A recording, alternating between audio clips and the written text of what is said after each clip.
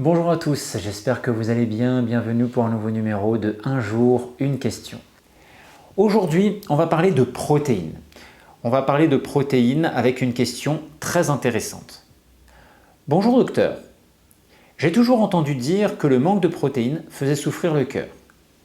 Mais alors, comment Florian Gomez a-t-il pu accomplir son parcours relaté dans le film L'Empreinte sans faire de malaise cardiaque? D'avance, merci pour votre réponse. Moi, je vais déjà te remercier pour la question parce qu'elle est excellente. Les protéines sont indispensables à l'activité des muscles, donc du cœur. Si on manque de protéines, il va y avoir une fonte musculaire. Et si cette carence en protéines dure trop longtemps, il va y avoir une atteinte au niveau du muscle cardiaque. Donc on a besoin de protéines. Les protéines sont constituées d'acides aminés.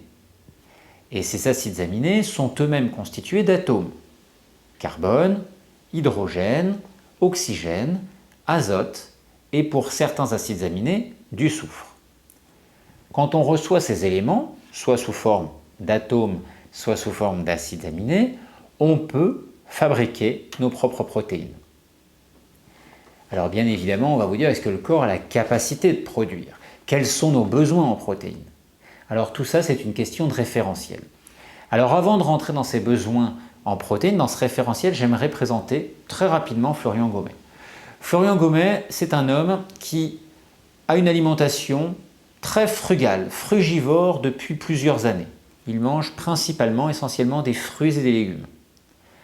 Et il fait du trail, des exploits sportifs également.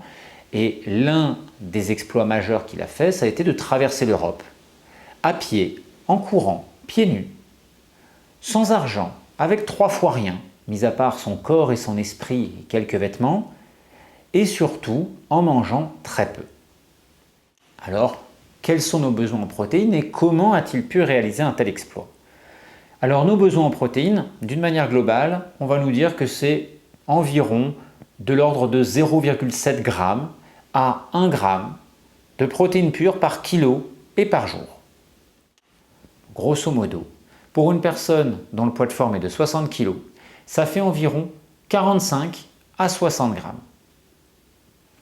Et là, je vous ai parlé de la notion de référentiel.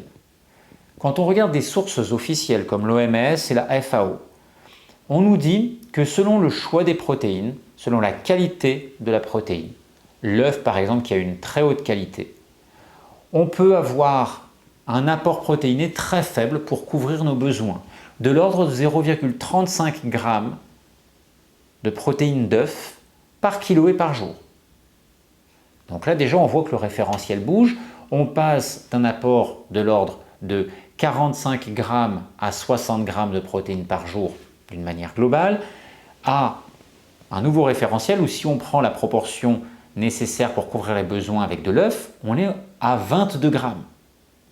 Donc on diminue quand même beaucoup. Quand on parle de référentiel, il faut imaginer que ces valeurs qui sont données sont des valeurs hautes. Ce ne sont pas des valeurs données pour un cas exceptionnel, ce sont des valeurs qui correspondent à une moyenne haute. Ça veut dire que certaines personnes ont des besoins un petit peu supérieurs et puis d'autres personnes ont des besoins inférieurs. Ça veut dire que si certaines personnes ont besoin de plus de 22 g de protéines par jour en consommant de l'œuf, on a des personnes qui auront des besoins inférieurs à 20 g. Et 20 g, c'est pas beaucoup en fait, on y est vite. Mais vous allez me dire, oui mais justement, Florian Gomez, il consomme principalement des fruits et des légumes. Donc des aliments avec pas mal de fibres, des aliments à partir desquels il est plus compliqué d'extraire les protéines. C'est vrai. Mais ce qui est très intéressant, c'est toujours cette notion de référentiel. Là, je vous ai parlé du référentiel par rapport juste à certaines valeurs classiques et officielles. Mais le référentiel, il faut aussi le mettre par rapport à l'état physiologique. Il faut aussi le mettre par rapport au mode de vie, au mode alimentaire. Si je vous dis qu'une personne sédentaire ou qui fait très peu d'activité physique n'a pas les mêmes besoins qu'une personne qui fait 2 à 3 heures d'activité physique par jour, c'est évident. Et bien c'est la même chose avec le fait d'avoir quelqu'un qui jeûne. Si vous avez quelqu'un qui jeûne régulièrement ou qui sort d'un jeûne, cette personne n'a pas les mêmes besoins en protéines qu'une personne qui est fortement encrassée depuis des années. Si vous avez une personne qui a une alimentation lourde à digérer, une alimentation qui encombre l'intestin et qui nécessite une intervention importante de la part du système immunitaire, et bien vous avez des besoins protéinés qui sont bien plus importants que si vous avez une personne avec une alimentation frugale, qui se digère bien et qui implique très peu le système immunitaire. Donc c'est une question de référentiel. Ça veut dire qu'aujourd'hui, les normes, les moyennes que l'on donne pour les besoins protéinés sont faits par rapport au référentiel alimentaire classique, au mode de vie actuel classique. Florian Gommet n'a pas le mode alimentaire ni le mode de vie habituel classique. Donc les besoins sont différents. Pour moi, c'est une des grandes explications, c'est-à-dire qu'on n'a pas le même référentiel et on n'a pas le même mode de vie, ni la même physiologie. J'ai eu la chance de rencontrer des personnes qui n'étaient pas forcément frugivores, mais qui avaient une alimentation, par rapport à l'intensité du sport qu'ils faisaient, une alimentation qui, théoriquement, ne permettait pas de couvrir leurs besoins. Des gens qui vont faire 3-4 heures de sport par jour et qui ont une alimentation avec 1200-1500 calories par jour et pas de grande quantité de protéines. Théoriquement, ce n'est pas possible, ça ne fonctionne pas. Et pourtant, ces gens continuent à faire du sport. On peut voir aussi certains alpinistes, les Sherpas qui ont une alimentation très frugale par exemple. Pourtant, ils portent des charges lourdes, font des efforts physiques intenses, à haute altitude, et ça marche. Ça veut dire qu'il y a quelque chose d'autre, cette question de référentiel, d'état physiologique du corps. On pourrait rajouter d'autres composantes, mais pour moi, il y a deux éléments importants. C'est le référentiel, l'état physiologique du corps. Florian Gommet a changé son alimentation il y a quelques années. Il a entraîné son corps à fonctionner avec ce nouveau mode alimentaire. Son corps est capable de faire des choses que d'autres personnes ne sont pas capables de faire. Tout simplement parce qu'il est entraîné et il a appris à fonctionner avec ce mode alimentaire. Il se connaît. Donc ça lui permet de voir dans quelle zone il peut fonctionner correctement et dans quelle zone il peut être limite.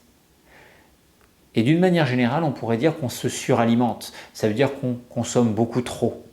On consomme beaucoup trop parce qu'on est dans une société de consommation et qu'on nous a appris à avoir peur du manque. Et c'est là l'une des problématiques qu'on a par rapport aux protéines. On est dans un référentiel qui est totalement erroné. Alors vous dire on a besoin de 12 grammes de protéines, 18, 16, c'est très variable d'une personne à l'autre. Mais ce qui est sûr, c'est qu'on en consomme trop et également que nos besoins réels dépendent de notre mode de fonctionnement, notre mode alimentaire et notre mode de vie. Et pour moi, ce sont des raisons pour lesquelles une personne comme Florian Gommet peut réaliser un exploit sportif sans être en état de carence, même si théoriquement, il devrait l'être. Je vous retrouve demain pour un nouveau numéro de Un jour une question.